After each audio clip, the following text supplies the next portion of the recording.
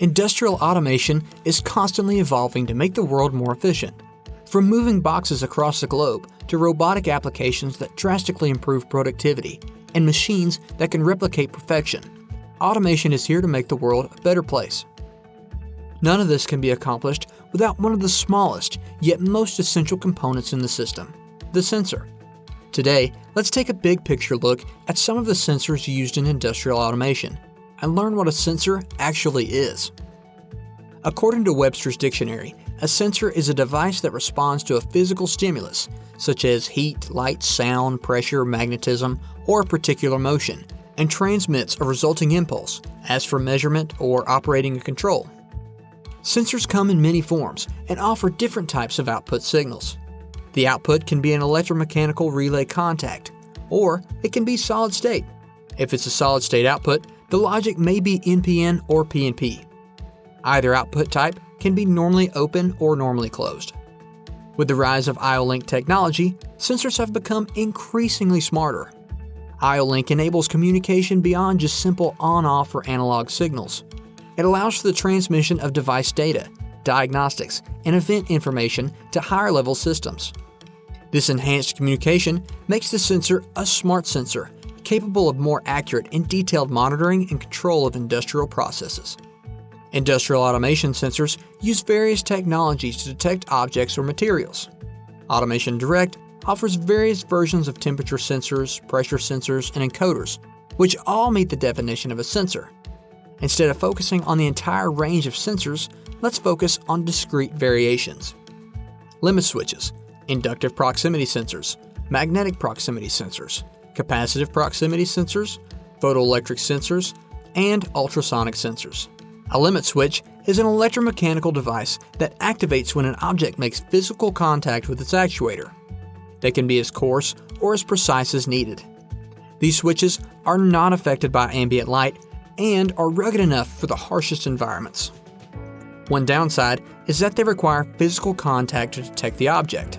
While mechanical parts do wear out over time, these switches are typically low cost and easy to replace. Inductive proximity sensors allow non-contact detection of metallic objects at close range using an inductive field. Magnetic proximity sensors detect magnetic fields and convert that information into electrical signals. They can monitor position, proximity, motion, and even the direction of an object.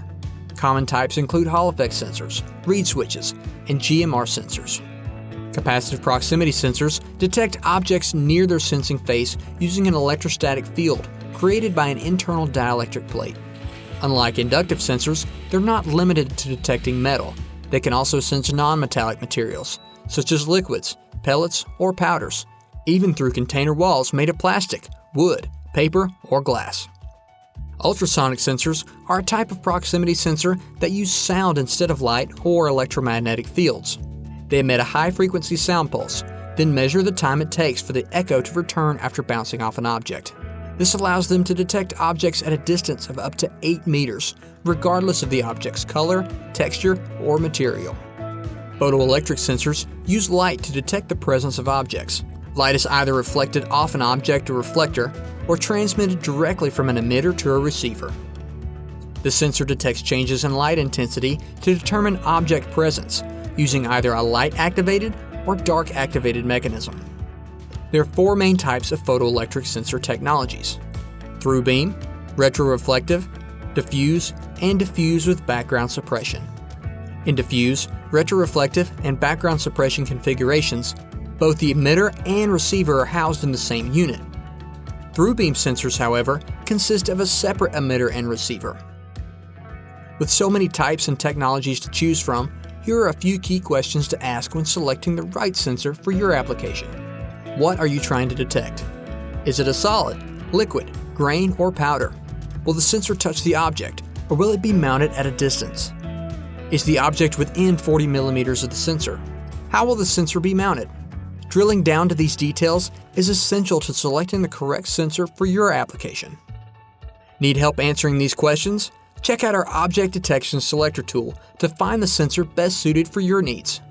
We also offer free technical support if you have questions or need assistance.